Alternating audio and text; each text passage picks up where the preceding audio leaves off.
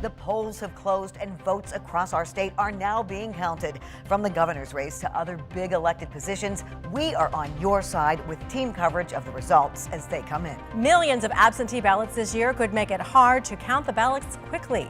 We are speaking live with clerks from across West Michigan in the progress being made. Plus, as the results are being tallied, we're getting expert analysis from political experts. Thanks for joining us on this election night. I'm Kirk Montgomery. I'm Val Lego. And I'm Juliette Dragus. 13 on your side. Live midterm coverage on this election night starts right now.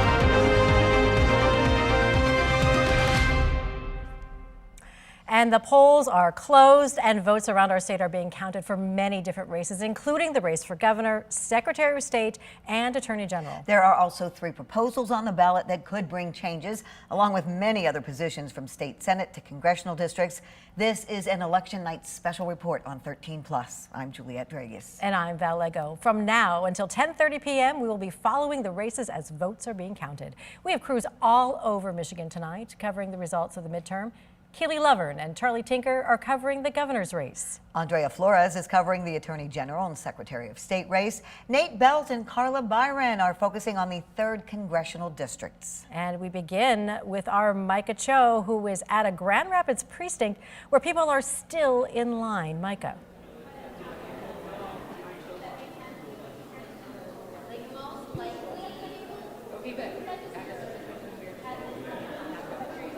We're in the lobby of Grand Rapids City Hall, the location of some last-minute voters eagerly waiting to line in and cast their votes. However, a lot of these voters are same-day registering. Those forms you see in their hands, voter registration forms. Let me show you how long the line it is. It starts here, and let's kind of pan this way. It goes past that wall and wraps around down those stairs. Some voters that we talked to this evening said it took them just over an hour to get through the line and place their vote. Again, if you're in line by 8 o'clock, you will be able to vote. We'll keep monitoring areas like these and bring you updates later tonight. For now, in Grand Rapids, I'm Micah Cho for 13 on your side. Thank you, Micah. And we do have team coverage for you this election night. 13 on your side's Keely Lovern is covering the governor's race and the watch party in Detroit.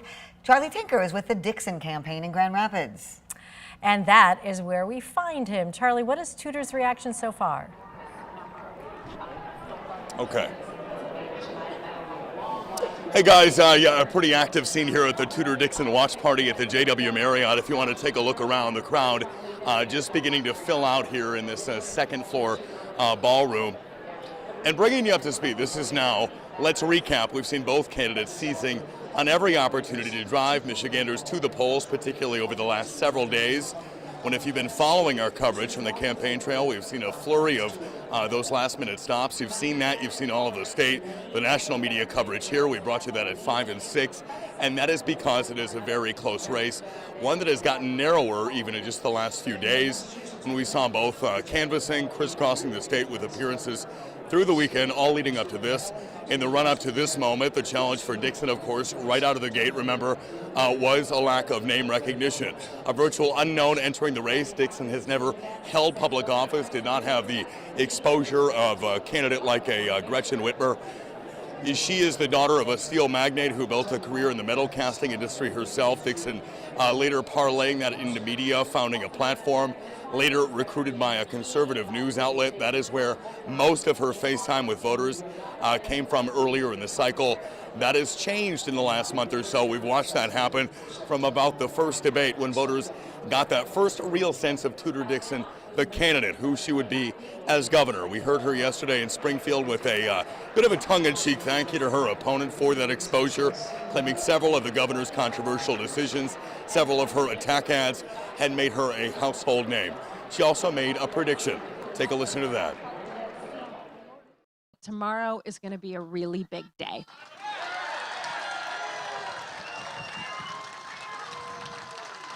So here's the deal. I don't care if you are quiet or you are loud. Just make sure you remind people that tomorrow is the day to go out and vote. If they don't have a ride, get them there. Make sure we get people to the polls because we're going to win big tomorrow.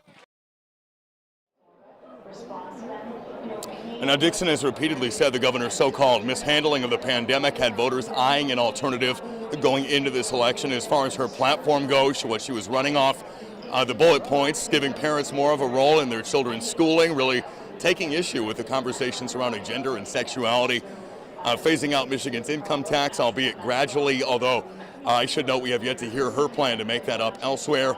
Election laws, tightening things up, making more stringent election laws and getting those on the books.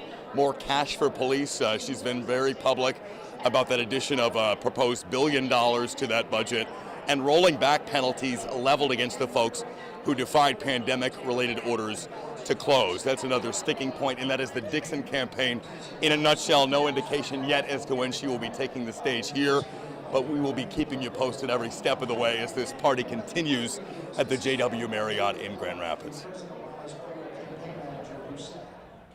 All right, we want to continue our team coverage now and go to Detroit, where 13 on your side's Keely Lovern is at Governor Gretchen Whitmer's campaign and watch party. Yes, she is at the Motor City Casino, and she's joining us now live. Keely, you've been there for a couple of hours now, watching them do sound checks and get ready. It sounds like they're ready for a big crowd tonight.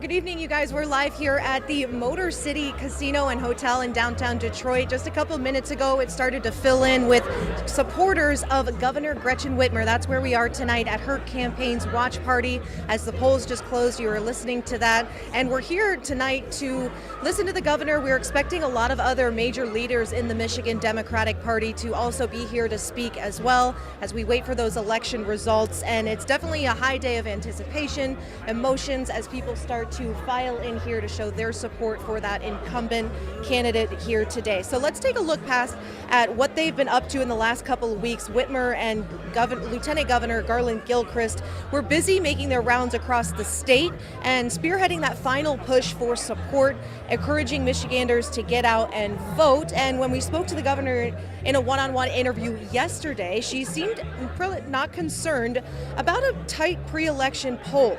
And she tells us she's not surprised if it's a close race, especially in a place like Michigan, and that either way, she said her and the lieutenant governor feeling energized for their campaign.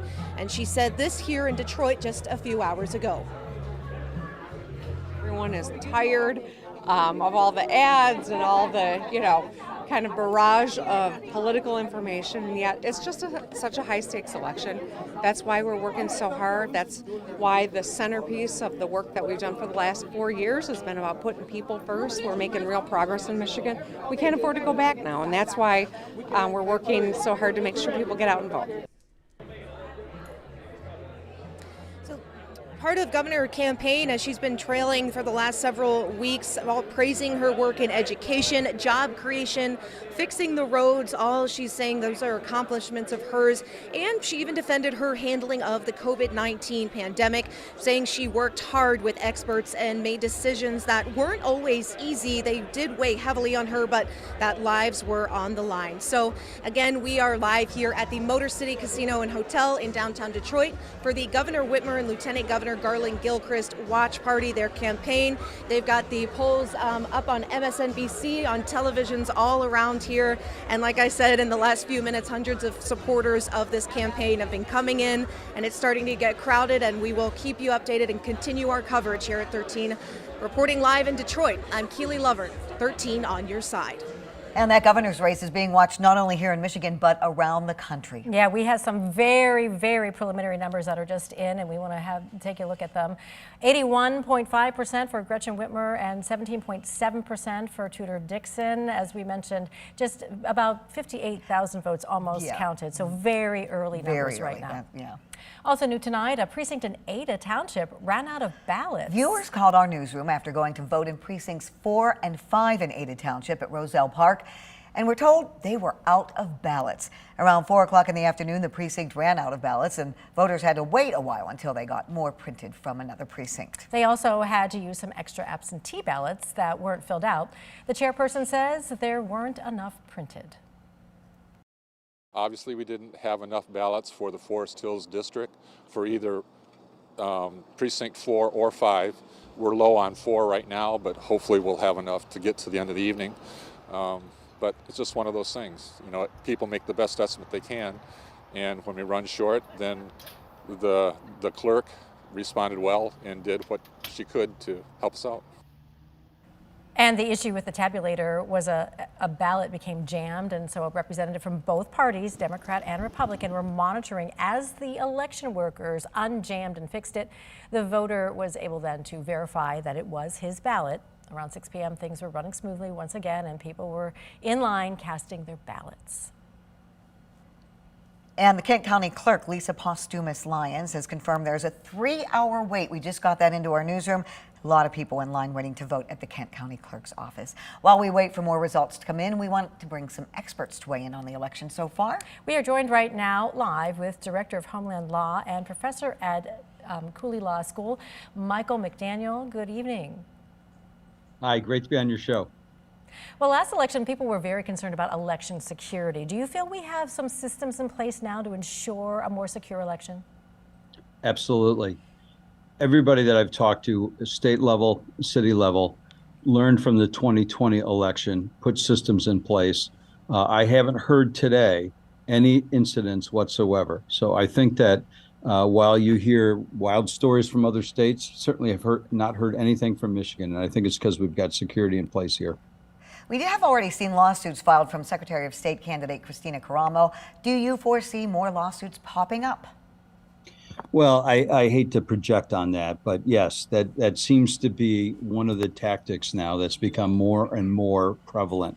So while her lawsuit was just a reprint of her complaints in the 2020 election out of what was then called the TCF Center in Detroit, now the Huntington Center, it was shot down very quickly by Chief Judge Tim Kennedy because there was no new evidence, and they had every opportunity to put on an evidentiary hearing and could not do so, only calling 2 witnesses, and both of those were adverse witnesses from the city of Detroit. So I expect that unless something truly changes, we will see lawsuits, but they will also fail just as they did before. Now, we had one precinct in Ada Township run out of ballots for just a short time. Do you think voter turnout will break records this year? Well, I think for a midterm election, it will break records. Remember, we broke records in the presidential election 2 years ago, and I don't think, based on what we saw earlier, that we're going to meet those numbers. But I think it will break records for a midterm election, that's for sure. And we're talking absentee ballots. You know, every election, more and more absentee ballots come in. The state of Michigan has seen quite a few, and we're hearing from clerks that it could be a while before we get the results. I absolutely hope it is, because there's a process that you have to go through with absentee ballots. Remember when you voted at a voting machine earlier today, if you did so, in the process you have to go through and tear off the stub, and they verify the signatures, and then you feed it into the machine. All that has to be done still with absentee ballots, but it has to be done by the election workers. When you couple that with the fact that in the city of Detroit there are 15 drop-off ballot boxes, and they're not going to go start collecting the ballots of those until 8 p.m. because you don't want to do it more than once. And you can vote at a drop-off ballot box until 8 p.m. just as you can in a polling place. So they're collecting those ballots now. By the time they get them all to the Huntington Center to start processing, it'll be 2 or 3 hours from now, I suspect. And they won't have those processed until sometime early in the morning, if then. So yes, it's going to be a while. Well, we are hunkered down and ready to wait for those votes to be counted, and as they come in, we thank you so much for your expertise tonight. We have with us WM Professor Michael McDaniel. Thank you. And we'll be checking back with you. We continue to update our website every 2 minutes with the latest numbers as they come in, and you can go to 13onyourside.com/elections. And if you want to get live updates, you can text the word results to the number 616-559-1310. We will bring you a reaction from the candidates as results continue to be tabulated. There are 3 major proposals voters were asked to vote on, in favor or against this election. And Kirk is in the newsroom with a look at where those proposals are right now. Kirk. Yeah, you guys, we talked about this a little bit earlier. We've got these three proposals. Perhaps the most controversial or talked about is Proposal 3, which would amend the state constitution to establish new individual rights for reproductive freedom. And now at, 17 minutes after the polls have closed, we've got very early preliminary numbers with 79% yes, 21% no. Again, I want to stress the polls have been closed now for only about 17 minutes. So these are the first numbers we have. Now, these other proposals, Proposal 1 would amend the state constitution by legislators and other state officers and change state legislator term limits to 12 total years in legislature and require elected officials to also file annual public financial disclosure reports. A bipartisan coalition called Voters for Transparency and Term Limits is the original sponsor. The Michigan Chamber of Commerce, Michigan AFL-CIO, Michigan Education Association, and the West Michigan Policy Forum also endorsed this ballot measure. Proposal 2 would again amend the state constitution to require 9 days of early in-person voting. It would also require military or overseas ballots be counted if postmarked by Election Day and provide the voter right to verify identity with a photo ID or a signed statement. Now, supporters of this say the measure offers flexibility for voters to cast their ballots, makes elections more accessible, and ensures election security while protecting voter privacy. Opponents claim the measure would open the door to abuse. Now, Republicans in general have been opposed to wide expansions of absentee voting because of security and how much it would cost. And again, Proposal 3 would amend the state constitution to establish new individual rights to reproductive freedom, including the right to make all decisions about pregnancy, abortion, and forbid prosecution of individuals exercising established right. The state would be allowed to regulate abortion after fetal viability, but not prohibit if medically needed to protect a patient's life or physical or mental health. And then we showed you the very early preliminary numbers we're getting in now for Prop 3. Again, the polls just closed at about 20 minutes ago. And we'll continue to monitor all three of these proposals all throughout our streaming service here and on air. Again, 76% yes, 24% no. Again, very preliminary so far. You guys will send it back to you in the studio. All right, thank you, Kirk, for keeping track of those numbers. And we are keeping a close eye on this Attorney General's race. These are very preliminary numbers, but they're the first votes coming in. And as you can see, incumbent Democrat Dana Nessel facing Matthew DePerno. Right now, with these very early numbers, she's leading 74.6% to his 24.1%. And DePerno is from Kalamazoo, endorsed by former President Donald Trump. And there are two third-party candidates as well on the ballot. In the race for Secretary of State, Democrat Jocelyn Benson is running for re-election against Republican Christina Caramo. Benson is focusing her re-election campaign on her efforts to provide faster, more convenient service, securing the election process, and protecting election results from people who question the legitimacy of the 2020 election. And you were just seeing the very early preliminary results as well. 76.8% Benson, 21.9% Caramo. And this is with very, very early voting. Christina Caramo, endorsed by President Trump as well. She questioned the results of the 2020 election and promises to focus on election integrity. She also says she will expand the office's investigative services to prevent identity theft. We have a lot planned for you tonight as we continue to watch the results come in on this election night. And coming up, we will be joined live by WMU Cooley Professor Jeffrey Schwartz to talk about today's midterm election.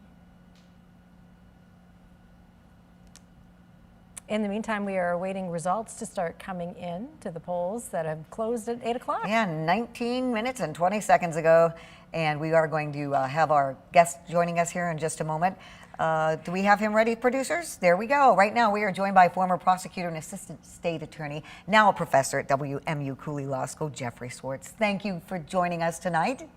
My pleasure. We want to talk about the proposals. The three of them have gotten a lot of attention. Kirk was just talking about them. Statewide polling suggests all of them will likely pass. Are you seeing that as well? Yeah, I've been checking it out. You're at 2%. It's been reported. Most of it's coming a large portion of it is coming from District 7, believe it or not, your House district. They're the only ones that are showing any numbers right now. It's very interesting, though, that the numbers that are coming out are almost identical in the governor's races they are to Proposition 3. And I kind of feel that wherever Proposition 3 goes, that's where the governor's seat is going to go. And Jeffrey, how likely are we to see legal challenges to the ballot proposals? I think most of the challenges are over. The only challenges you will see will be general challenges that might be made in some other statewide race claiming some form of fraud, systemic fraud, mistakes that have been made, claims that somehow the local superintendents aren't reporting properly or machines didn't work, the same kind of things we saw in 2020. The real legal challenges were to the wording of the propositions, and those have all been passed on by the state Supreme Court. Jeffrey Schwartz, thank you so much for your insight, and we look forward to getting more from you as we get the results in. And once again, Jeffrey Schwartz, who's a WMU Cooley Law School professor, thank you very much. See you later this evening. But right now we are going to be taking a quick break as we head over to 13 on your side. And we'll see you in just a few minutes back here on 13 Plus.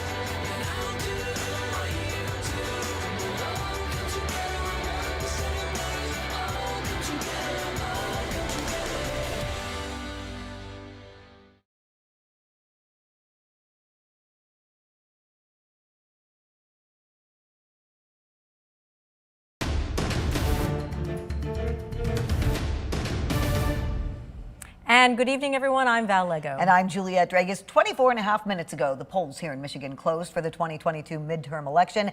Anyone, though, in line to vote before 8 p.m. will still be able to vote, and we are told there are people waiting in line in Kent County. Yes, there's a 3-hour wait in Kent County. As those results come in, you will see them at the bottom of your screen. You can also go to 13onyourside.com/elections. Michigan voters had a lot of choices to make, including governor, attorney general, secretary of state, the 3 proposals. The line is quite long at Grand Rapids City Hall. Dozens of people waiting to cast their vote still. And once again, we can confirm a 3-hour wait, and people should stay in line if they were there before 8 o'clock. 13 on Your Side's Micah Cho is there live and joins us. Yes, we're here at Grand Rapids City Hall, and take a look at that line that you guys were kind of talking about. Some people that we talked to just about 30 seconds ago told us that they've been waiting in line for about an hour, but you have to think, once you're in line down here, you have to go up to the 9th floor at the city building, and there's also a pretty long line there as well. Now, some voters we talked to, again, more voters that we talked to said they've been in line for about 1 hour and maybe about 45 minutes. And we'll keep monitoring areas like these and bring you more updates later tonight. For now, I'm Micah Cho reporting in Grand Rapids. Thank you, Micah. The big race that Michiganders and actually the whole country is watching tonight. The race for governor here in Michigan. Incumbent Democrat Governor Gretchen Whitmer challenged by newcomer Republican Tudor Dixon. And here are some very, very early numbers. 69.9% for Gretchen Whitmer, 29% for Tudor Dixon. Again, these are very early numbers. Yeah, as 1% is what we're getting. Yes, what we're getting in as the polls, of course, just closed at 8 o'clock. 13 on Your Side's Keely Lovern is live in Detroit, where Governor Whitmer and her team are watching those results come in. And Keely, what's happening there right now?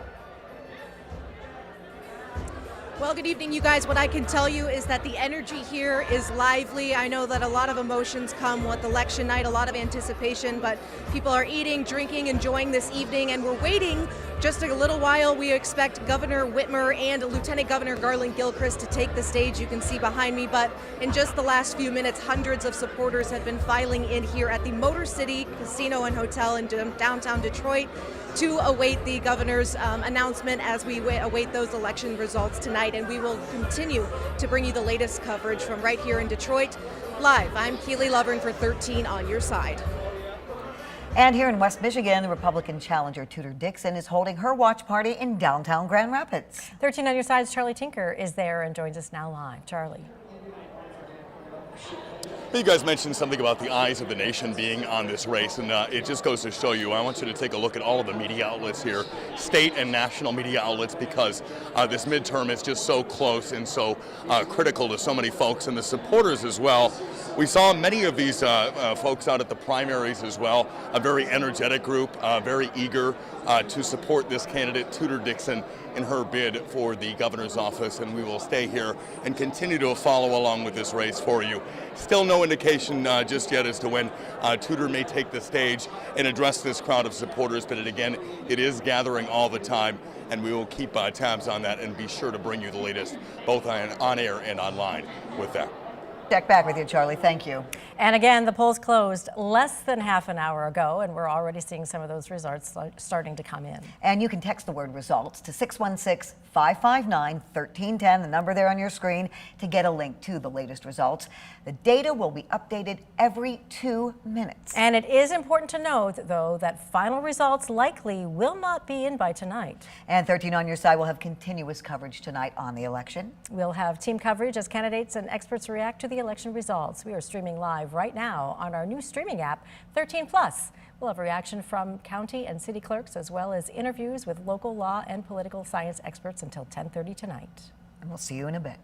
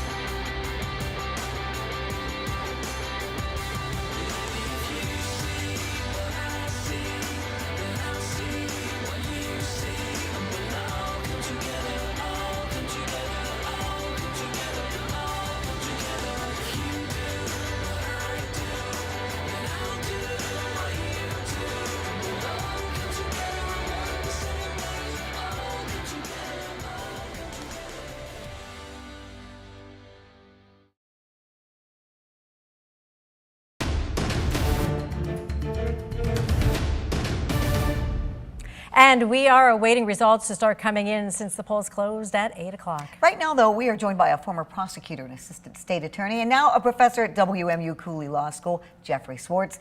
And Jeffrey, thanks for being with us. The three proposals we want to talk about on the ballot have gotten a lot of attention. Oh, we have Doug Copeman. Sorry, we had Jeffrey right before you. Doug, we've been talking a lot about the proposals. Statewide polling suggests that they will pass. Yeah, all the proposals, I mean, they're controversial. They're very different from each other. And there's been a lot of campaigning on both sides of each of those proposals. I would expect most of them to fail if it becomes a confusing issue to the voters. Voters tend to go in there and vote no. But there's been a lot of advertising, particularly on the abortion matter, and also on the term limit change matter, which isn't really a repeal of term limits. It's a smoothing them out and letting members serve in one body for 12 years. But that doesn't necessarily mean it's a done deal after those ballots are counted, correct? Well, that's right. Well, the ballots are counting, yes, but it's going to take a long time to count those ballots.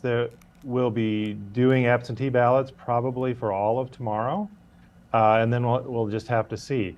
But the abortion proposal does amend the Constitution. It really is, would be a significant change in the Constitution. It would be permanent. And are you seeing anything as these preliminary results are coming in? I'm also watching the national races as well. Sure. Anything you see so far that surprises you, or pretty much as expected so far tonight?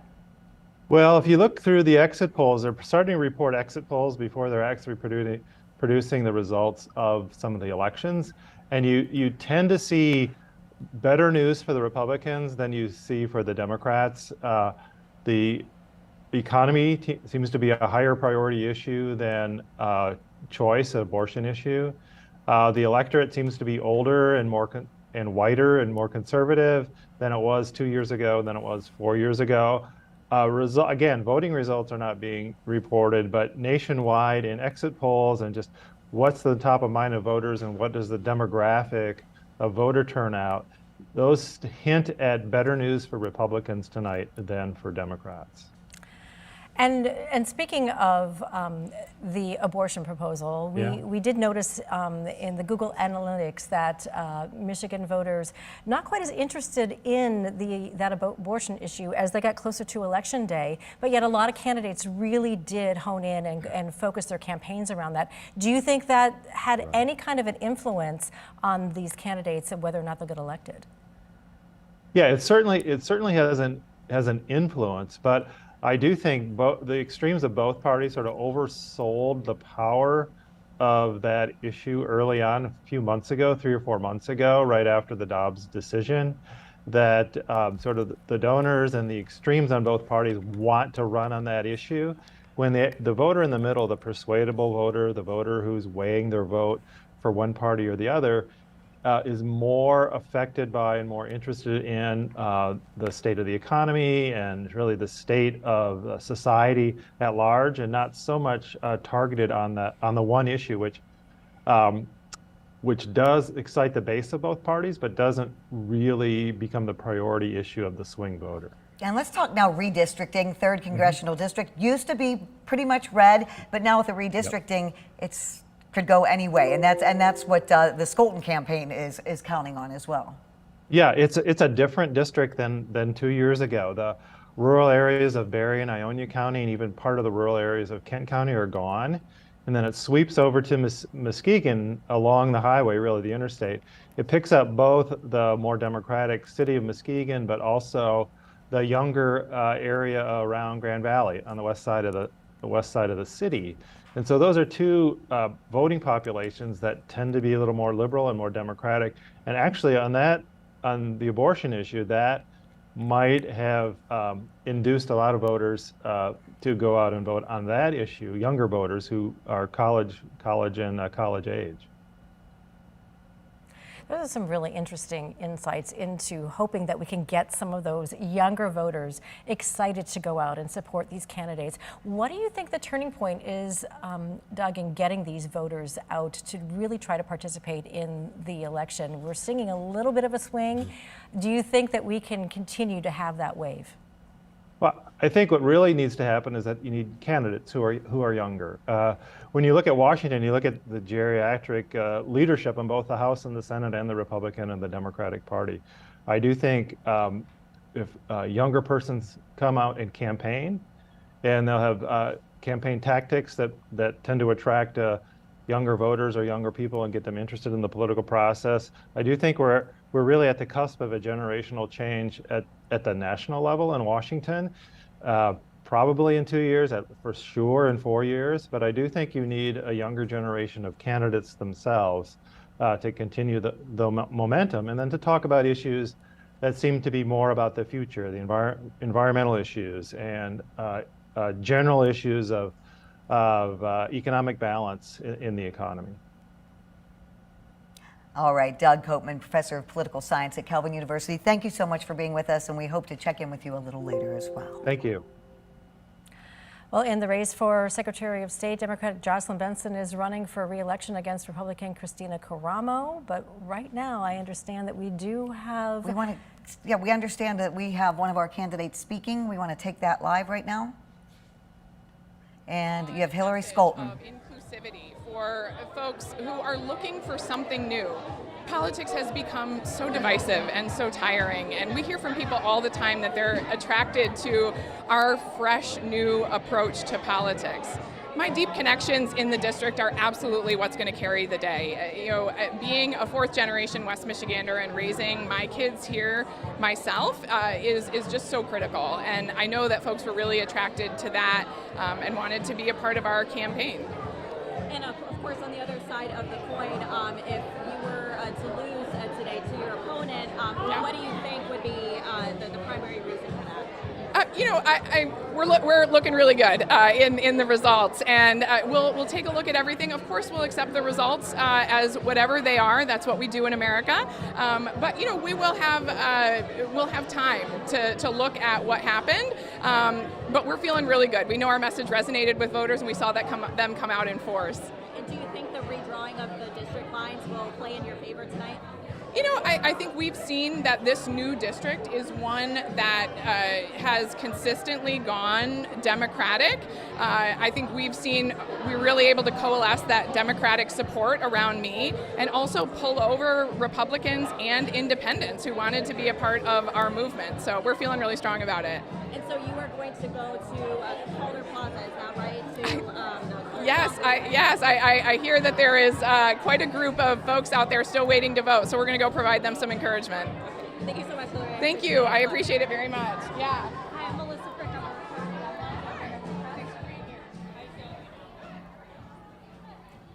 And that was Hillary Skolton, Yes. the Democratic candidate for the 3rd Congressional Interesting District. to hear from her, as we were just talking about getting that youthful vote, Yes. getting more people out, and she feels like that's where her momentum is coming. Of course, it's yet to be seen whether or Right. not that's working, but it was a kind of an interesting way that she positioned herself. Of course, she does have an opponent. She's Yes, running and against. that is Republican John Gibbs. And 13 on Your Side's Nate Belt is covering his watch party tonight. We want to join him live now with what's going on there, Nate. Yeah, Juliet here live at John Gibbs' watch party in Wyoming, and I had to have my hand up to my ear here so I could hear you guys because it is loud. The energy in here is really taken off over the last hour or so. When John Gibbs himself arrived here at the party, there are a lot of people here and showing their support for their candidate. Now, we did talk with John Gibbs not long ago. He says they're feeling good as they go into the night.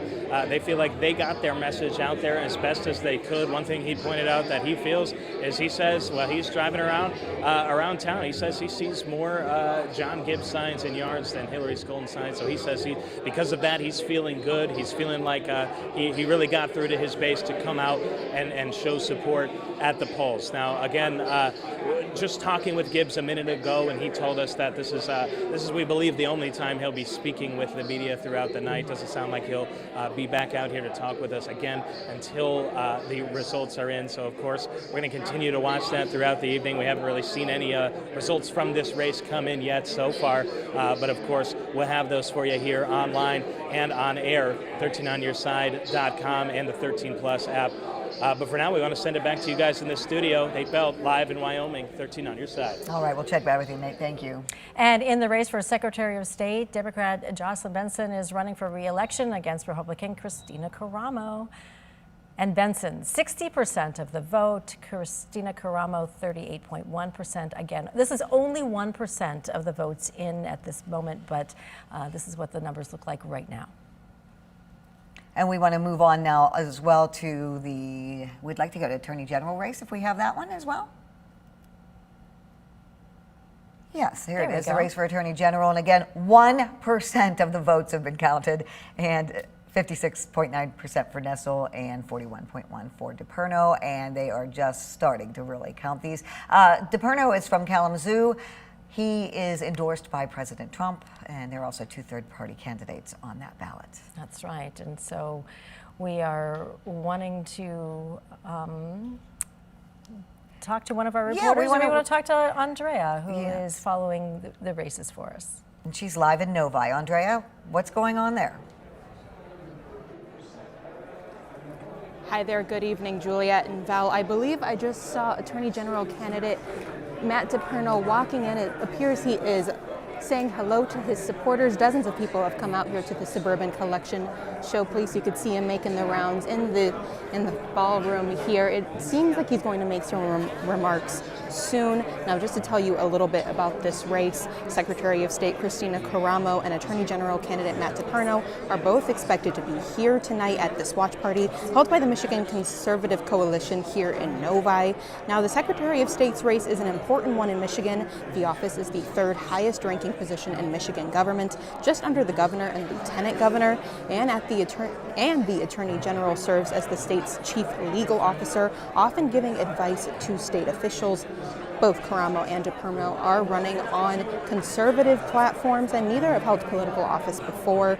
Caramo is from Oak Park, and she's currently a professor at Wayne County Community College. She has also served in some local and state political roles. She also has a podcast, and on her show, she's talked about her Christian faith, education, and the role of government. Now, if elected, Caramo says she will open more Secretary of State offices and fight for election integrity. Now, DePerno is a lawyer from Kalamazoo running to serve as the state's legal officer. He has made some claims denying the 2020 presidential election, like Christina Caramo, and he is currently being investigated in an alleged voter tabulator tampering scheme. If elected, DePerno says he plans to restore law and order and support police and fight for secure, free, and fair elections. He is up against incumbent Democrat Dana Nessel in the AG's office, and Caramo is challenging incumbent Democrat Jocelyn Benson for the Secretary of State's office. Now, right now in Michigan government, there is a Democratic government triplex where the governor, Attorney General, and Secretary of State are all members of the same political party, and of course that can all change tonight depending on the outcome of these 3 races. Now, the watch party just started here about 30 minutes ago, 45 minutes ago, and we just saw Matthew DePerno walk in, and it seems like he will be making some remarks soon, so we will bring those for you as it happens. Reporting live in Novi, Andrea Flores, 13 on your side. Andrea, thank you for that live update. Of course, we are continuing to follow 3 congressional races as well. Their boundaries have all changed because of redistricting. First up, the 2nd Congressional District. It's among the largest in the state. It includes parts of Muskegon, Kent, Ionia, and Berry counties, as well as many others to the north. And we do have some preliminary numbers right there. Incumbent John Molinar has 74.8%. Jerry Hilliard, 23.6%, the Democrat. These are very early votes. The candidate Molinar is leading by 363 votes, so that goes to show you how few votes have been counted. Hilliard ran against Molinar previously in the 4th Congressional District, but lost by double digits in both 2018 and 2020. And Libertarian Nathan Hewer is also on the ballot with them. But we want to check in on the 3 proposals that are making big headlines tonight. And for that, we go to Kirk Montgomery in the newsroom. Hi, Kirk. Hi, you guys. That's right. Here we are, 50 minutes since the polls have closed, and we are starting to get some very preliminary numbers. 1% of the precincts reporting, but this is for Proposal 1, Proposal 2, Proposal 3. So here is Proposal 3, 61% to 39%. Again, this is really only 1% of the precincts reporting. If we have Proposal 1, we can show you that as well. I think we do. Proposal 1, 70% yes, 30% no. Again, Proposal 1 would amend the state constitution to allow legislators and other state officials and change their term limit to 12 total years. Also, financial disclosure reports. And then Proposal 2, if we have that information, Proposal 2 is to promote the vote, which essentially would amend the state's constitution to require 9 days of early in-person voting. Right now, we have 64% have said yes, 36% have said no. Again, very preliminary numbers with only 1% of the precincts reporting. But again, we're only about 50 minutes into this since the polls closed. We're going to continue to monitor these 3 proposals and bring you updates just as soon as we can, you guys. So for now, we'll send it back to you in the studio. Yeah, it's exciting to see the numbers start to come in. Of course, we have to remind everybody, polls just closed at 8 o'clock, and so we do have, a long night ahead of us, and maybe even into tomorrow, because as we've been told with the absentee ballots, that we may have to wait until tomorrow for many of our results. But we do want to talk a little bit about some of our other local races, because in the 4th Congressional District, Congressman Bill Huizenga is going after another term in the U.S. House. We would like to see that if we have any numbers on that. It's a look at the map. The 4th includes part of Ottawa County, Allegan, Van Buren counties, and part of Kalamazoo. And so Bill Huizenga, once again, he took office in the old district in January of 2011. So that's another local one that we are watching. Yes, and so we need a little. We're gonna go back and hear from Carla Byron, who is covering Hillary Scholten, and see what she has to tell us. Hi, Carla.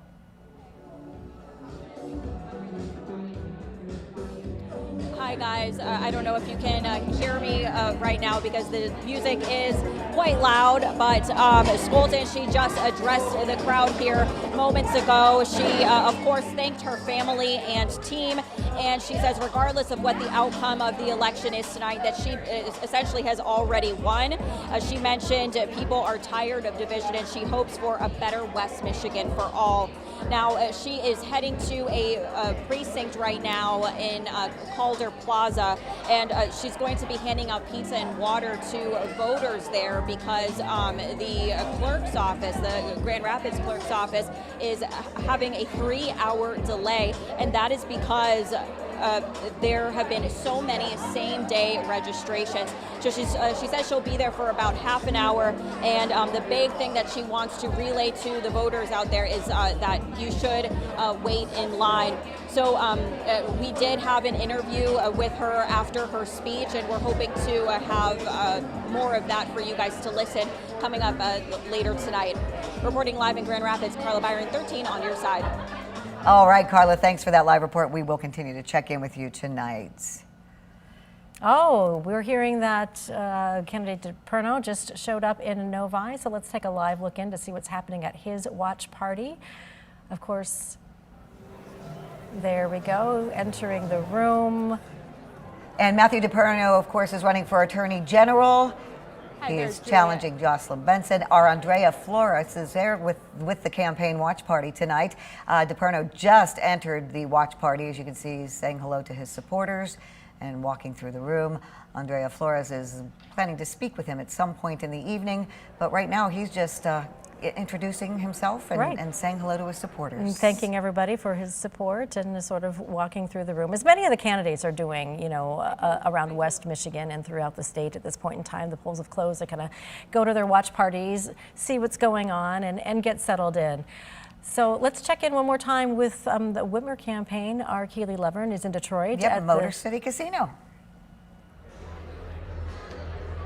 Yeah, good evening, Val. We are here. It's loud, just like I heard on Carla's end of this. The Motor City Casino Hotel is really busy in downtown Detroit right now. For the last several hours, you know, people have been coming in, and in just the last 30 minutes, hundreds of supporters of Governor Gretchen Whitmer and Lieutenant Governor Garland Gilchrist filing in here, enjoying drinks at the bar, enjoying some Little Caesars pizza, and it seems to be a pretty good atmosphere tonight. We do expect to hear from several major leaders in the Michigan Democratic Party. Dana Nessel, some House Caucus leaders, Senator Debbie Stabenow, all expected to be here and speak on the stage that you see behind me. And we did hear from a supporter. We spoke to her just a little bit ago about what this election means to her. So let's take a listen to that.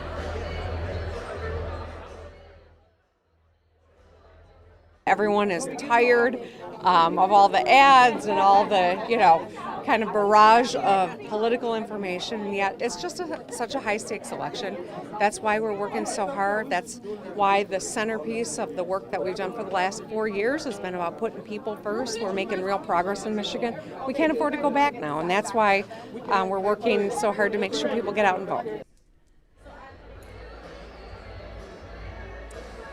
So that was Governor Gretchen Whitmer speaking today earlier, just a few hours ago in Detroit, and we're still awaiting her appearance here tonight. Like I mentioned, a lot of other people supposed to be here, and we will continue our coverage here on 13 on Your Side. Joining you live from Detroit, I'm Keely Lover, 13 on Your Side. And we have continuous coverage throughout the night. Our Charlie Tinker is with Tudor Dixon in Grand Rapids, and we will be hearing from him in just a short time. Yes, we sure will. And as we take a short break from here, here's a look at where the current numbers are for governor. And we'll be back in a few minutes.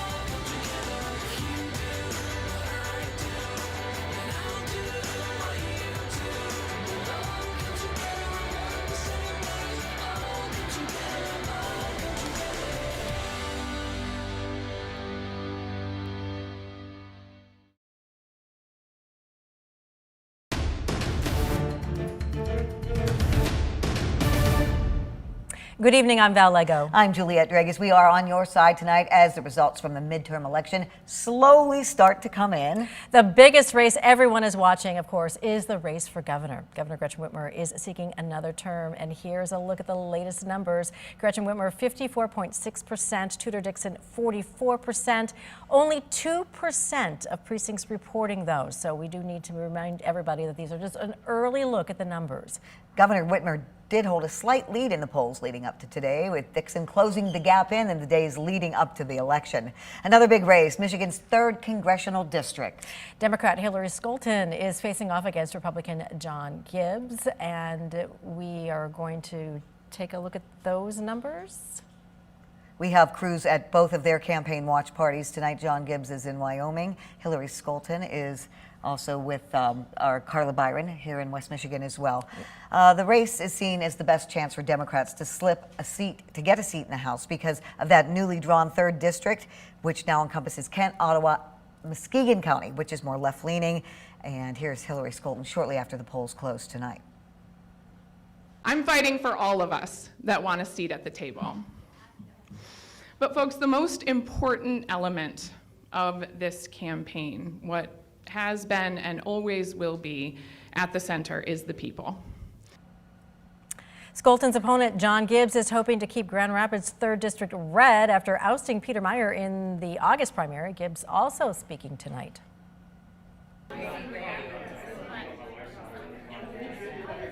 And we will hear from him a short time later when we come back with our next update.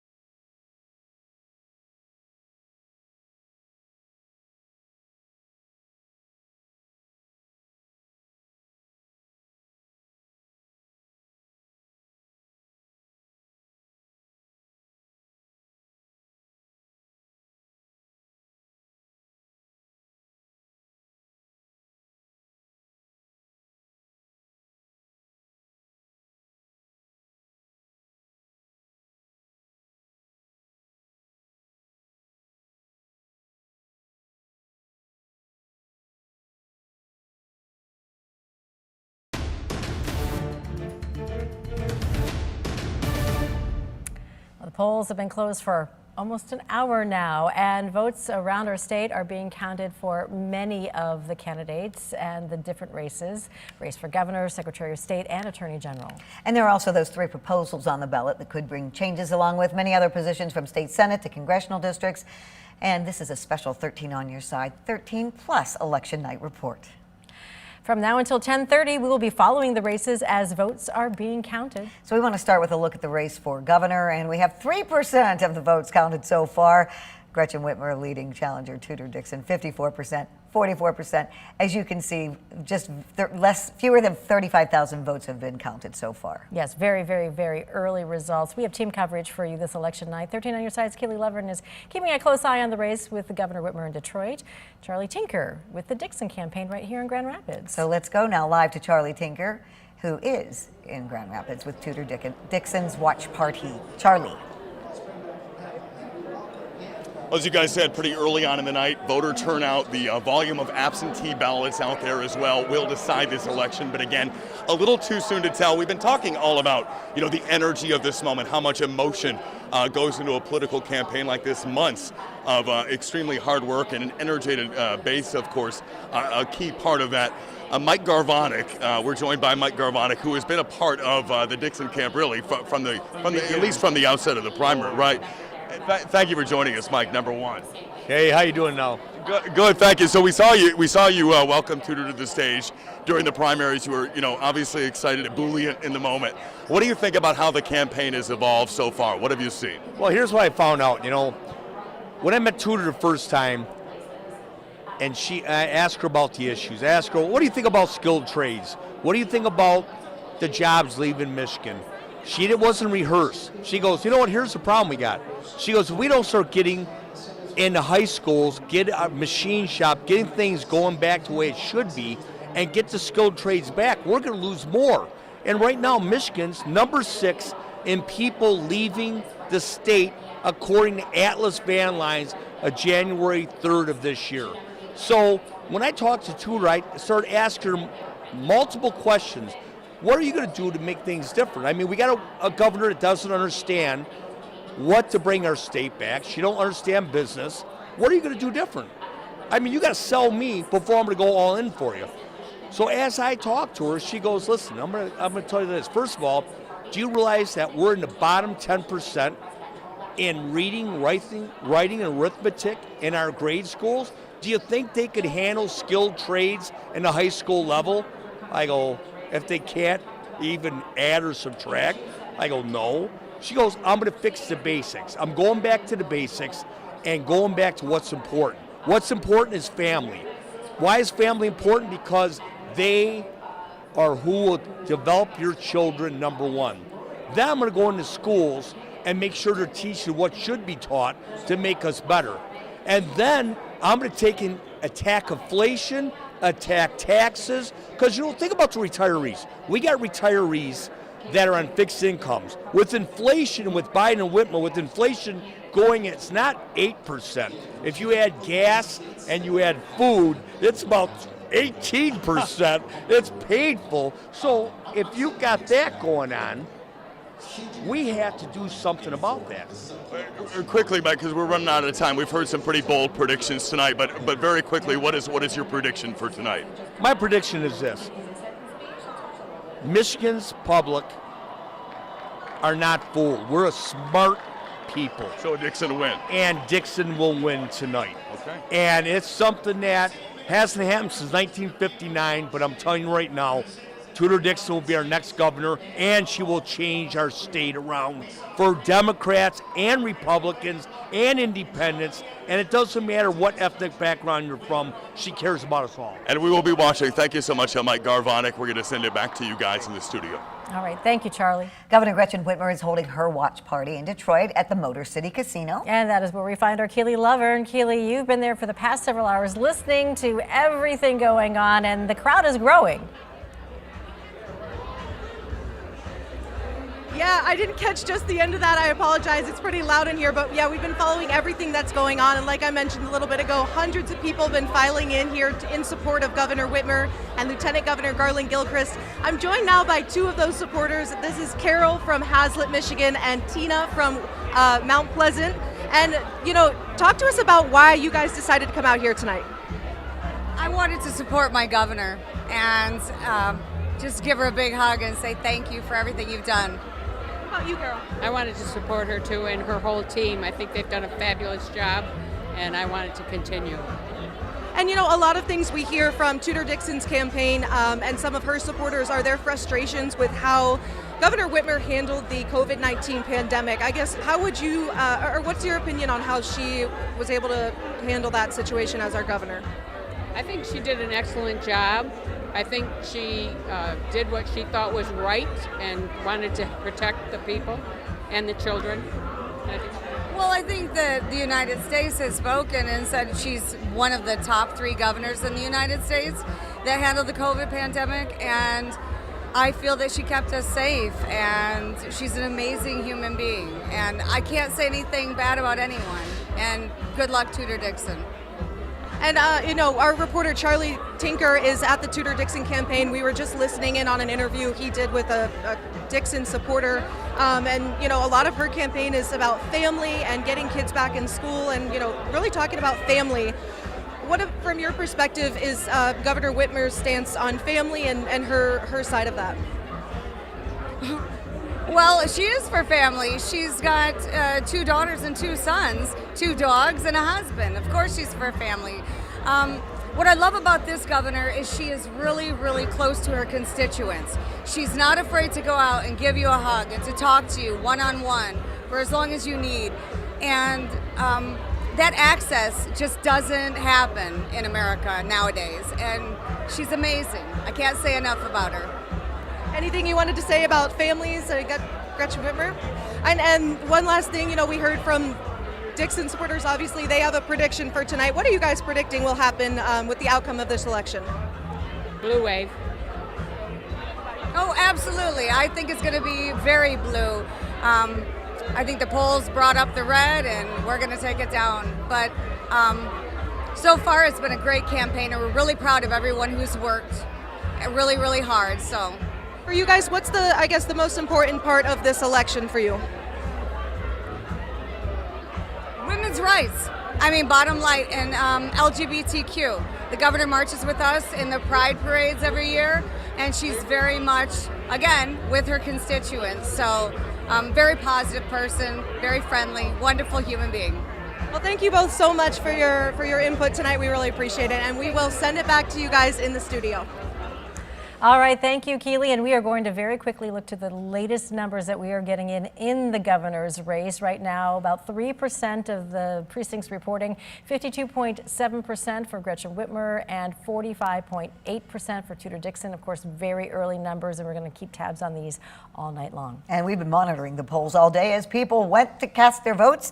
And there was a brief power outage at the county clerk's office in Ottawa County today because a construction crew working on their new offices hit a power line. But the Ottawa County Clerk confirmed that all election machines have generator backup and none of the areas where voting takes place were affected. They continue to tabulate those votes without incident. We also learned about a shortage of ballots at the Roselle Park precinct in Ada Township. Voters there were told that the precinct is out of ballots. They will have to come back in an hour.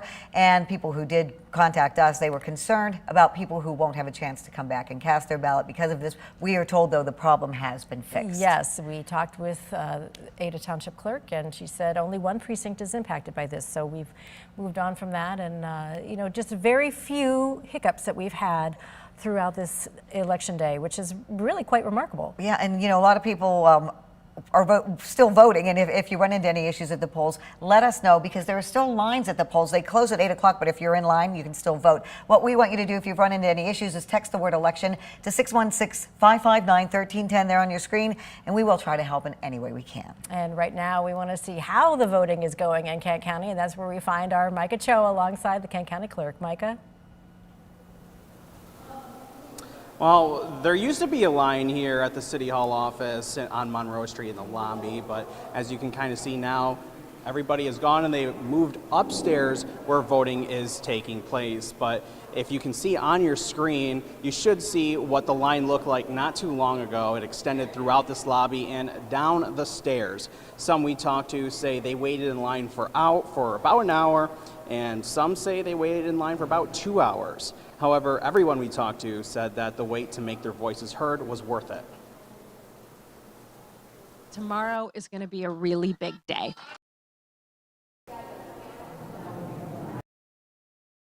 We're in crazy time.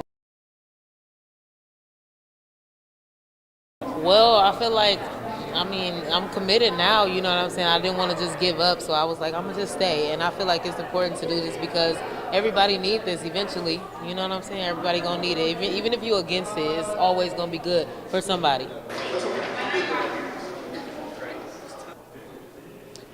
Again, once voters got out of the lobby, they had to make their way upstairs to the 9th floor of the City Hall building, and there's probably about another hour wait up there, or at least last time we were up there about an hour ago. For now, reporting live in Grand Rapids, I'm Micah Cho.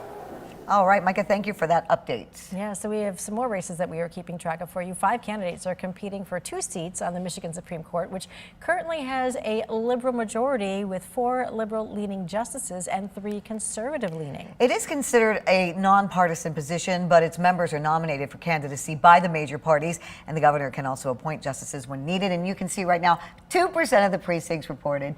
Richard Bernstein and Kyra Bolden, they are both endorsed by the Democratic Party.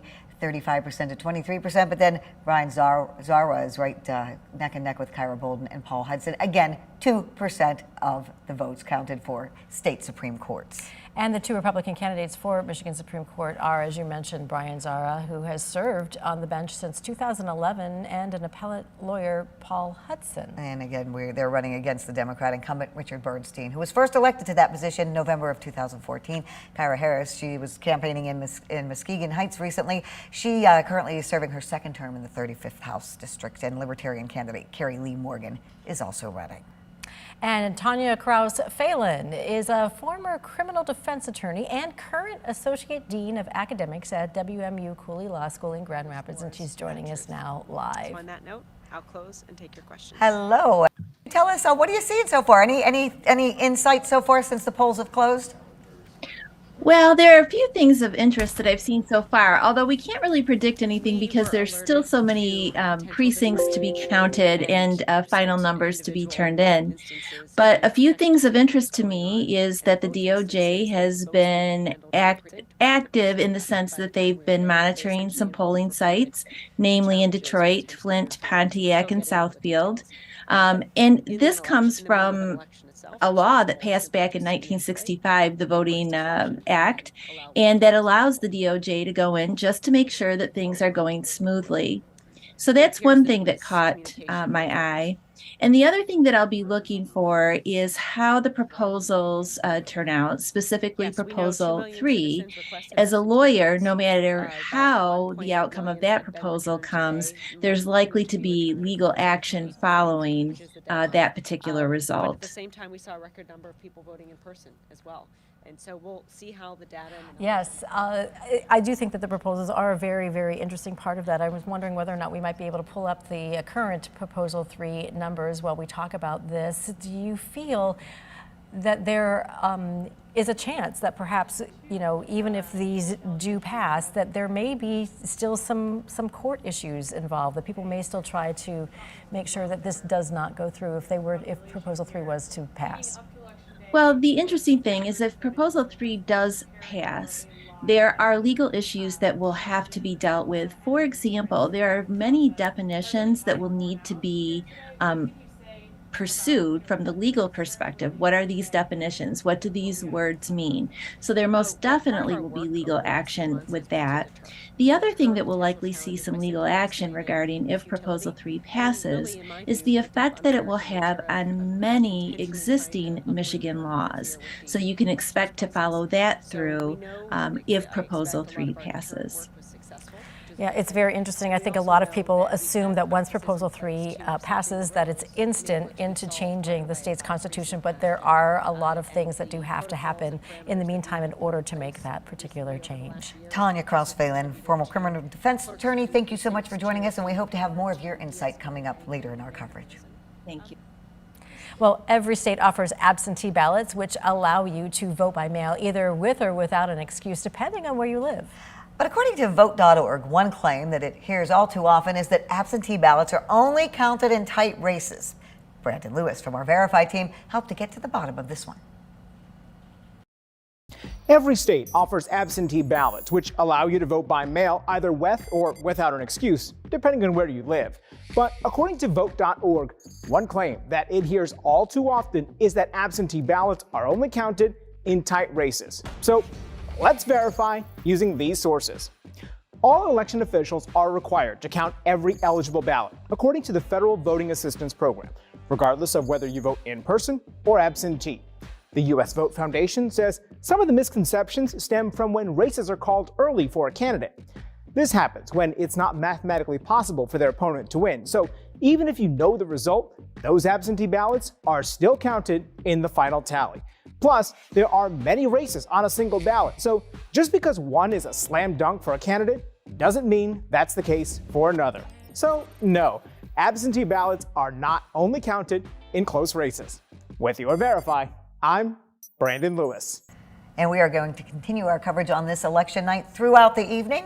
Yes, we are. We have multiple crews spread out throughout Michigan with different candidates. Our team is gathering results as they come in, and we will bring them to you live as they happen. They're all over the state tonight. And look for expert analysis of the results throughout our show here on 13 Plus. And then at 11 o'clock, we'll be live with both Governor Whitmer and Tudor Dixon, along with the candidates for Attorney General, Secretary of State, and many other positions as we watch the votes come in. And another race that we are keeping an eye on, the race for Attorney General. In the AG race, incumbent Democrat Dana Nessel facing Republican challenger Matt DePerno. Nessel is hoping to hold on to the position she won 4 years ago. Her opponent is attorney Matt DePerno from Kalamazoo. He's endorsed by former President Trump, and there are 2 third-party candidates on the ballot. 3% of the votes have been counted so far, and it's very close. Yes, and here are the votes for Jocelyn Benson and Christina Caramo. Still very preliminary numbers, but you can see it is very close at the moment. Benson, of course, focusing her re-election campaign on her efforts to provide faster, more convenient service, securing the election process, and protecting election results from people who question the legitimacy of the 2020 election. Christina Caramo is endorsed by President Trump as well. She questioned the results of the 2020 election and promises to focus on election integrity. She also says that she will expand the office's investigative services to prevent identity theft. Yes, and the seat for Attorney General and Secretary of State being challenged by 2 Republican outsiders nominated by the Michigan GOP and endorsed by former President Trump. And as we just saw, that is Christina Caramo and Matthew DePerno. They are the 2 Republican candidates, and they are hoping to unseat the 2 Democratic incumbents.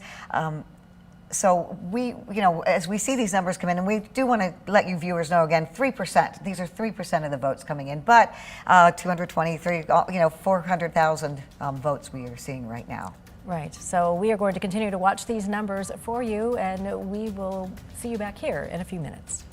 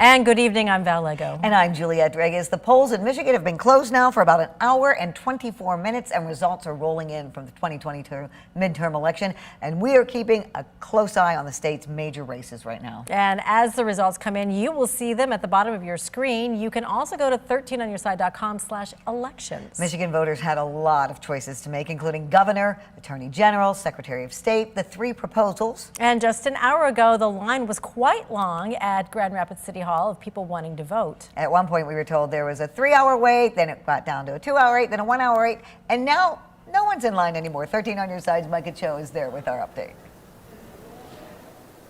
That's exactly right. There's nobody in line, but this entire lobby was filled with people at around 7 o'clock, even kind of going down the stairs to the basement of the lobby of the Grand Rapids City Hall and Kent County building.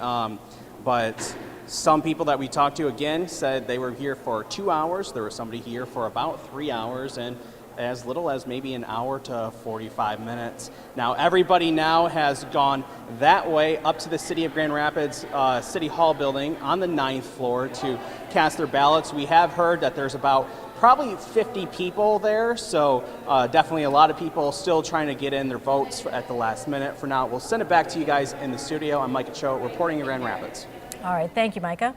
The big race people in Michigan, and actually the whole country is watching, it's the governor's race. Incumbent Democrat Governor Gretchen Whitmer being challenged by the newcomer, Republican Tudor Dixon. Yeah, polling had shown that Whitmer held a slight lead in the days leading up to the election, but as you can see right now, with 4% of the precincts reporting, Gretchen Whitmer 52.2%, Tudor Dixon 46.3%. A lot of votes still to be counted. Another big race is Michigan's 3rd congressional district. We're finally getting numbers in on this 4%. You can see Republican John Gibbs 52.3% right now over Democrat Hillary Scholten with 45% of the vote. And that we're going to see those as far as the precincts. We see, like I said, 4% of those counts. And in the race for Secretary of State, Democrat Jocelyn Benson is running for re-election against Republican Christina Caramo. Benson is at 54%, Christina Caramo at 43.8%, with 4% of the precincts reporting. And Christina Caramo endorsed by President Trump. She questioned the results of the 2020 election and promises to focus on election integrity. And she also says she'll expand the office's investigative services. Oh, here's some more updated numbers on the Attorney General's office. That's right. Dana Nessel, 51.1%. Matthew DePerno, 46.7%. 4% of the precincts reporting. Again, very early numbers. And Dana Nessel is the incumbent, Republican challenger Matt DePerno. She wants to hold on to her position that she won 4 years ago. Her opponent, attorney Matt DePerno from Kalamazoo, is endorsed by former President Donald Trump, and there are 2 third-party candidates also on the ballot. Late this afternoon, a precinct in Ada Township ran out of ballots. The shortage impacted Precinct 5, which are votes from Forest Hills. The Ada Township clerk told 13 on your side only 1 precinct was impacted by this, and the clerk worked to get more ballots to the precinct. Ada Township has 8 voting precincts and 3 polling locations, and according to the Ada clerk, during the August primary, Ada saw a 40% turnout for that election, of which 55% of those voted absentee. And again, the polls closed less than an hour and a half ago, and we're seeing some results starting to come in as we've been showing you. And you can text the word results to 616-559-1310. You see it there on your screen, and you'll get a link to see the latest results as they come in. And the data will be updated every 2 minutes. It is important to note, though, that final results likely will not be in tonight because there are a lot of absentee votes that still need to be counted. And 13 on your side will have this continuous coverage tonight on the election. And we have team coverage as candidates and experts react to election results. We're streaming live right now on our new streaming app, 13+. We'll have reaction from county and city clerks as well as interviews with law and political science experts until 10 o'clock tonight. And you can download 13+ for free on Roku and Fire TV. And we'll be back in about half an hour with another election update.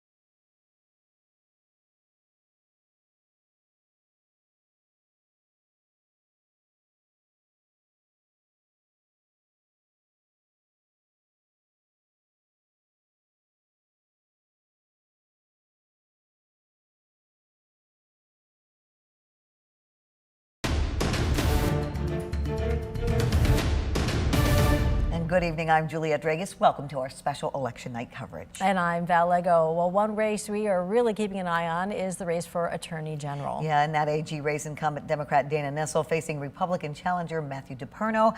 And this is still 4% of the vote, so a very small number of votes counted. And it's very close, 50.9% to 46.8%. Nessel wants to hold on to her position she won 4 years ago. Her opponent is attorney Matt DePerno from Kalamazoo, endorsed by former President Donald Trump. There are also two third-party candidates on that ballot as well. In the race for Secretary of State, Democrat Jocelyn Benson is running for re-election against Republican Christina Caramo. Benson is focusing her re-election campaign on her efforts to provide faster, more convenient service, securing election process, and protecting election results from people who question the legitimacy of the 2020 election. You can see the latest numbers right here. 5% of the precincts reporting. Jocelyn Benson at 54.2%, Christina Caramo at 43.7%. Christina Caramo, endorsed by President Trump, questioned the results of the 2020 election and promises to focus on election integrity. She also will expand the offices of investigative services and prevent identity theft. The seats for Attorney General and Secretary of State are being challenged by those two Republican outsiders nominated by the Michigan GOP and again endorsed by former President Trump. 13 on your sides, Andrea Flores is now live for us in Novi with coverage of those races. Andrea.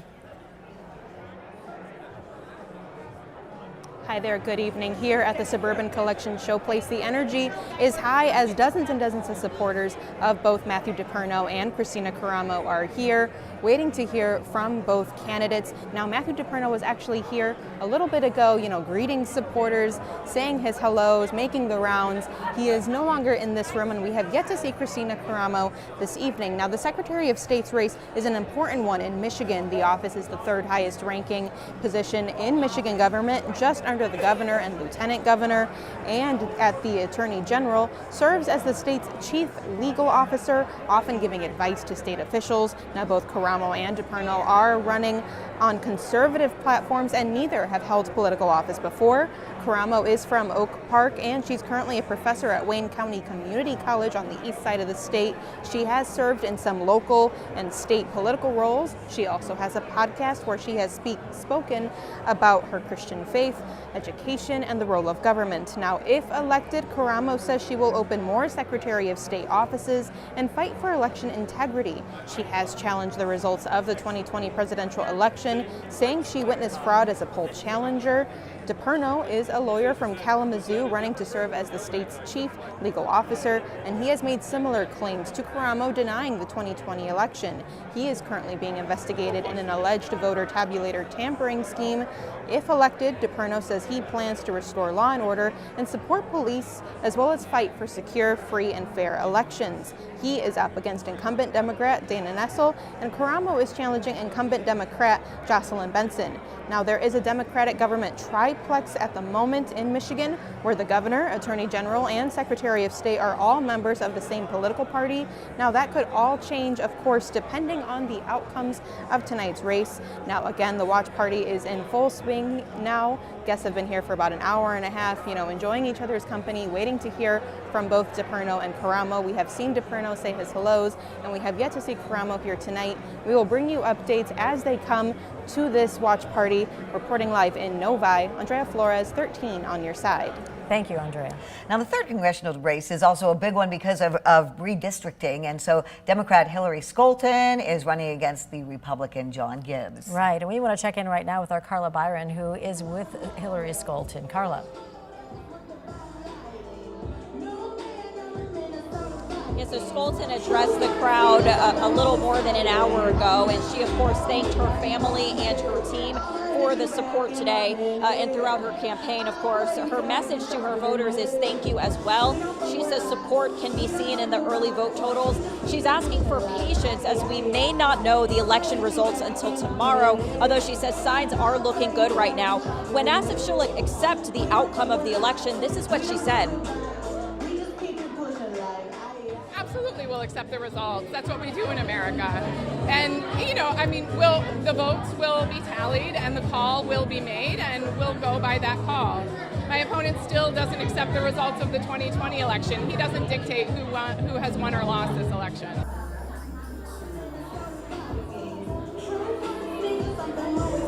And And she says regardless of what the outcome is tonight, she says she's already won. She mentioned people are tired of division and she hopes for a better West Michigan for all. And if there is a call in the race tonight, then we expect to hear from Skolton one last time. Reporting live in Grand Rapids, Carla Byron, 13 on your side. All right, thank you, Carla. And of course, we were following also the John Gibbs campaign as well. Our Nate Belt is with John Gibbs' watch party, and we join him now with the very latest. Nate is live there. Nate? Yeah, guys, here in Wyoming, it is loud and folks are feeling the energy here for John Gibbs. When he came into the room earlier, we had loud cheers go up. There was a loud cheer earlier for actually when Ron DeSantis won the governor of Florida race. That just tells you the energy of the folks here inside this room supporting their candidates and supporting the Republican candidates around the country as well. Now, when we spoke with John Gibbs earlier, he said that it's been a long road here to this point. They're anxiously awaiting those results, and what he says is that they are, if he were to win and get into office here, he's willing to work across the aisle, he says, but only if the Democrats are willing to work with him.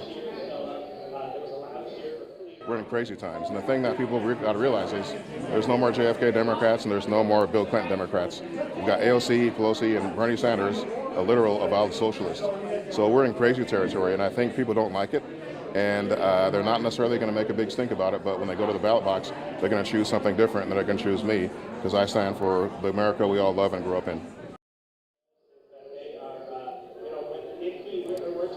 So again, folks here are excited, waiting for those results to come in anxiously, keeping an eye on the TVs, keeping an eye on the polls, and we'll of course be doing the same thing for you, keeping those polls open and having it both on air and online. 13 on your side, as well as on our app, 13 Plus as well. So keep an eye on that, and for now we're going to send it back to the studio. Reporting in Wyoming, Nate Belt, 13 on your side. Nate, thank you for that. We have some updated numbers, Val? Yes, we certainly do. This is with 4% of the precincts reporting. John Gibbs, 52.3%. Hillary Skolton, 45.2%. Again, 4% of the precincts reporting. Tanya Kraus-Phelan is a former criminal defense attorney, and she is a current associate dean of academics at WMU Cooley Law School in Grand Rapids. She joins us now live. Yes, and Tanya, I know that you're very interested in talking about, Proposal 3 and what it would mean for the state. We did talk a little bit earlier about some of the legal steps that happen should this pass. So let's go back and sort of recap that. Like, if this were to pass tonight, that's not necessarily the end of getting it right into the Constitution. There are some steps that have to happen first. Well, it is self-authenticating to the extent that if it passes, it will become part of the Michigan Constitution. However, what will have to be determined if it is passed is what many of the terms mean and the effect that it will have on current abortion laws and healthcare law that are on the books. Now, if the proposal fails, then the 1931 law prohibiting abortion that's on the books will go into effect, but there are still many laws that will have to be determined on how that will be carried out in the state of Michigan, if it will result in criminal prosecutions. And even if it fails, the third point that we have to remember is that the Michigan Supreme Court could still declare that the Constitution in Michigan, as it currently is written, might implicitly include a right to abortion. So no matter which way this goes tonight, expect that there will be lots of legal wrangling in the days ahead.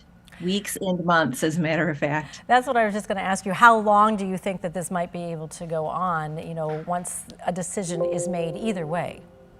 I would expect it could be months and months. And now, Michigan is also one of the states being watched tonight because of this Proposal 3, reproductive freedom, abortion rights. And it was very important to voters early on. And then we kind of saw the issues then become the economy and inflation. How has this, tonight, how is this affecting voters? And do you think that this Proposal 3 has brought voters out? I do. From what I've been seeing on the news and reading, that there has been a really high turnout in almost every precinct. And with that said, that tells me that people are motivated by the issues that matter to them. So in that respect, we're going to have a lot of turnout for voting for Proposal 3, some voting for the economy. But I think the takeaway message is people were motivated for issues that concerned them personally. And when you look at some of the deciding factors that have to go into whether it's passed or whether it's not passed, what's the nitty-gritty as far as having to find out all of that language? I mean, that does seem like it would be something that would really have to have a lot of eyes on it, a lot of people looking to see how that language is going to be determined. Yeah, and I think one of the things that we can remember is we already have systems in place within the legal system on how we interpret statutory language, constitutional language. And if in fact Proposal 3 passes, this is going to be considered a fundamental right. And the United States Supreme Court has spoken about how we treat and interpret and apply fundamental rights. It will be given the strictest of scrutiny. So we have mechanisms in place in the legal system to interpret these laws and hopefully make it go smoothly along the way. There was a lot of discussion on how to word Prop 3. Back and forth, for months of how this was going to be worded. Do you think they came up with the best words for people to understand exactly what it was they were voting for? I think the words are pretty clear, and unfortunately, I think part of the messaging about the wording of the proposal became convoluted because the way it was formatted became convoluted. And I think once that dust settled and people could actually look at what the words said, it was a clear, straightforward language that everyone could understand and decide whether it was something they wanted to support or not. Tanya Kraus-Phelan, WMU Associate Dean of Academics, thank you so much for joining us from Cooley Law School. Thank you. Well, one of the biggest races we are keeping a close eye on is, of course, the race for governor. And we have some updated numbers. The incumbent Democrat, Gretchen Whitmer, of course, hoping for a second term, and Republican Tudor Dixon hopes to unseat her. Gretchen Whitmer is in Detroit with her watch party, and Tudor Dixon is in Grand Rapids. If we do have any of those updated numbers, we would like to see them. Otherwise, we'll show them as soon as we can get to them. Right, so let's get to our team coverage tonight. 13 on your side's Kelly Lovern, keeping a close eye on that race for governor in Detroit. And we begin, though, with Charlie Tinker, who is with the Dixon campaign in Grand Rapids. Yeah, hey, guys, good evening to you. Just checking in here from the JW Marriott. Really filling out a really energetic crowd. You hear cheers go up as each race in other states are called with the news coverage that you may hear in the background right now. I am told that Tudor Dixon is expected to take the stage right around 10:30. That's about what we saw in the primaries as well. We have seen, walking you back through the last couple of weeks, both candidates vying for every opportunity, trying to seize on every chance to drive voter turnout, to drive Michiganders to the polls, to get as much support as possible. When have you been following our coverage from the campaign trail? We have seen a flurry of those last-minute stops. You've seen that. You see all of the state, the national media coverage here. I think it is a very close race according to the latest polls, and as the numbers come in tonight, one that has gotten narrower even in just the last few days. We saw both canvassing, crisscrossing the state with appearances through the weekend, all leading up to this, the run up to this pivotal moment in this race. The challenge for Dixon, of course, right out of the gate, was a lack of name recognition, a virtual unknown entering this race. Dixon has never held public office, did not have the exposure of someone like Gretchen Whitmer. She's the daughter of a steel magnate who built a career in the metal casting industry herself. Dixon later parlayed that into a career in media, founding a platform, later recruited by a conservative news outlet. That is where most of her face time with voters came from early in the cycle. That is, as we've watched it change in the last month or so from about the first debate, when voters got that first real sense of Tudor Dixon, the candidate, who she would be as a governor. We heard her yesterday in Springfield with a bit of a tongue-in-cheek thank you to her opponent for that exposure, claiming several of the governor's controversial decisions, several of her attack ads as well, had made her a household name. She also made a prediction. Let's take a listen to that. Obviously, we didn't have enough ballots for the Forest Hills district for either precinct 4 or 5. We're low on 4 right now, but hopefully we'll have enough to get to the end of the evening. but it's just one of those things. You know, people make the best estimate they can, and when we run short, then the clerk responded well and did what she could to help us out. That is unfortunately not the soundbite we were looking for. More or less, Dixon said, we're predicting a big win. We need everybody to bring a friend to the polls. Make sure you drive voter turnout as much as possible and help deliver that win to us. Dixon has repeatedly said the governor's so-called mishandling of the pandemic had voters eyeing an alternative as far as her platform goes. What she was running on, the bullet points, giving parents more of a role in their children's schooling, really taking issue with some of the conversations surrounding gender identity and sexuality, phasing out Michigan's income tax, albeit gradually, although we do have yet to hear her plan to replace that revenue and make up for that elsewhere.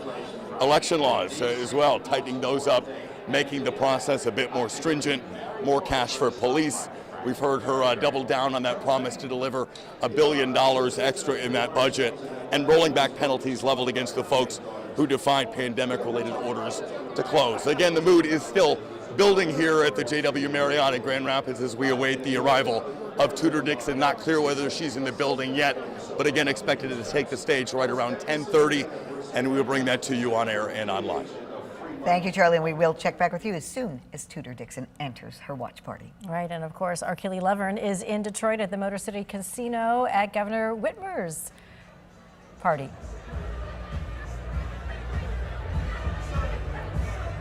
Yeah, good evening, you guys. It's really loud in here. I apologize.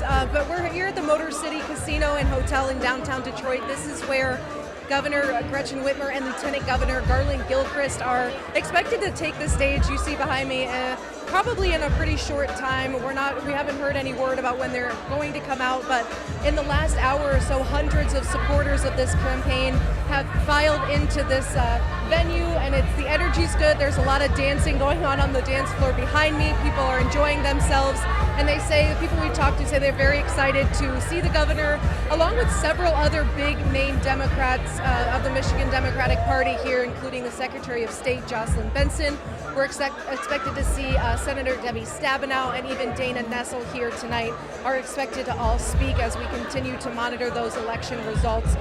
So for Governor Whitmer and the Lieutenant Governor, over the last few weeks, they've been busy making their rounds. They're calling it crisscrossing, they said, across the state. That was to spearhead their final push and remind people to get out and vote. And when we spoke to the governor yesterday in a one-on-one interview, she did not seem concerned over any of those tight pre-election polls that were done, telling us she's not surprised if it does become a close race, especially in a place like Michigan. And she says that either way, she and the Lieutenant Governor, they're feeling energized for their campaign. And she said this in Detroit just a few hours ago. Let's take a listen. Everyone is tired of all the ads and all the, kind of barrage of political information, and yet it's just such a high-stakes election.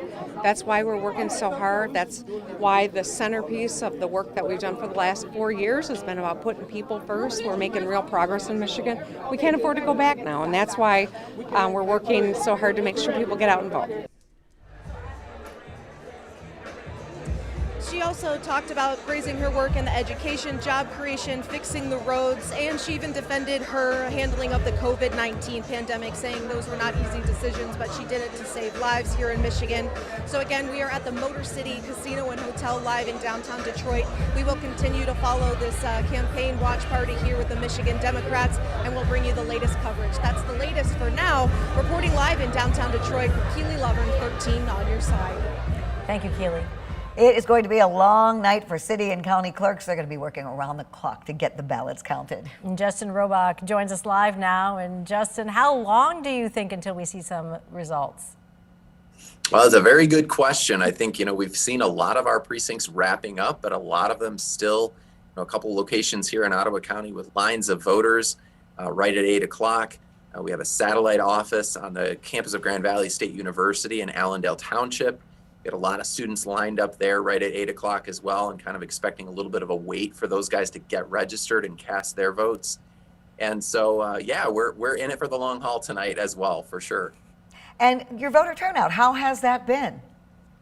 I think it's going to be strong, quite honestly. We're down about 40,000 absentee ballots from the November 2020 presidential cycle, but I think a lot of that has been dependent on the pandemic, right? And we've seen a little bit of a shift, and this may be a new benchmark in terms of the number of voters who choose to vote absentee versus in the precinct. But our precinct turnout has been strong throughout the day across Ottawa County, and I think that's tracking, across the state as well. I know you said that the number of absentee ballots are down. What are the percentages right now? Do we have a gauge as to how many are absentee? Yeah, so we've issued just a little over 60,000 absentees, which is roughly, it's over 25% of our voters have been issued an absentee ballot, and we're at a 95% return rate right now. And again, those numbers will continue to increase a little bit as obviously voters had until 8 p.m. to drop those ballots off at local clerks' offices and in drop boxes. And so we'll see those numbers increase slightly as the clerks are doing those security checks and the ballots are being processed and counted tonight. And Justin, we know earlier today there was a little mishap with an electrical line that was cut by a crew. It impacted you, but it did not affect the voting whatsoever. Yeah, correct. Yeah, we had a little incident over here. We're doing some new construction on the campus where our election division is located. And luckily, the election division is on generator backup power. We have an amazing emergency management crew, maintenance facilities team here helping us out. And again, no voters impacted at all. Our election operation remained intact. And then, of course, our power's restored. So we're if that's the biggest problem we have, that's a good sign. Yeah, you're correct. If that's the biggest problem we have, you're in good shape for sure. Justin Roebuck, thank you so much for joining us, Ottawa County Clerk. We want to look at the latest numbers here before we take another break. This is the governor, 8% of the votes counted now. It's still 53 to 45, pretty close. And Proposal 3, 56% to 44%. That's 7% of the precincts reporting. Attorney General, 7% as well. Dana Nessel, almost 53%, to Matthew DePerno's 45%. And we'll continue to update our website every 2 minutes with the latest numbers as they come in. If you want to get live updates, you can text the word results to 616-559-1310. We'll be right back.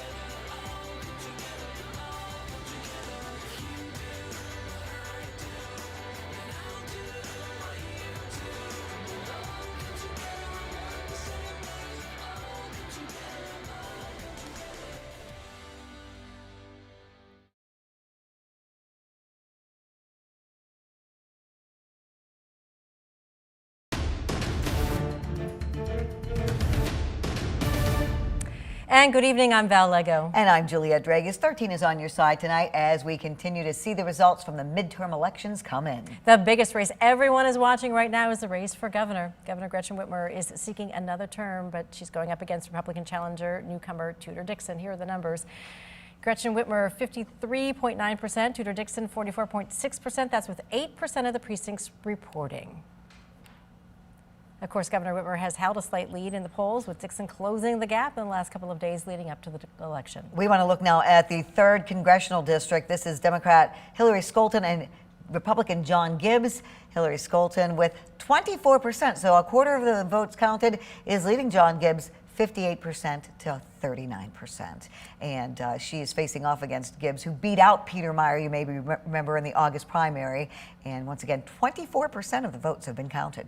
In the race for Secretary of State, Democrat Jocelyn Benson is running for re-election against Republican Christina Caramo. And Jocelyn Benson, 53.5%. Christina Caramo, 44.3%. That's with 8% of the precincts reporting. Benson, of course, focusing her re-election campaign on her efforts to provide faster, more convenient service, securing election process, and protecting election results from people who question the legitimacy of the 2020 election. Christina Caramo, endorsed by President Trump, questioned the results of the 2020 election and promises to focus on election integrity. Another race we're watching as well, the race for Attorney General, and that is where incumbent Dana Nessel is being challenged by Matthew DePerno, the Republican. Right now she has 51% of the vote, with 46.7 for DePerno, and that has 8% of the votes counted so far. DePerno is also endorsed by President Trump. And there are 3 proposals on the ballot. The most contentious, of course, Prop 3. It would modify the state constitution to include broad new rights to reproductive freedom. If passed, the Constitution would be amended to allow a woman the right to make and carry out all decisions about pregnancy. It covers many areas, including prenatal care, contraception, and abortion care, and also allows the state to prohibit abortion after fetal viability. And you see the latest numbers right there. And stay with us. We'll have everything at 11 o'clock.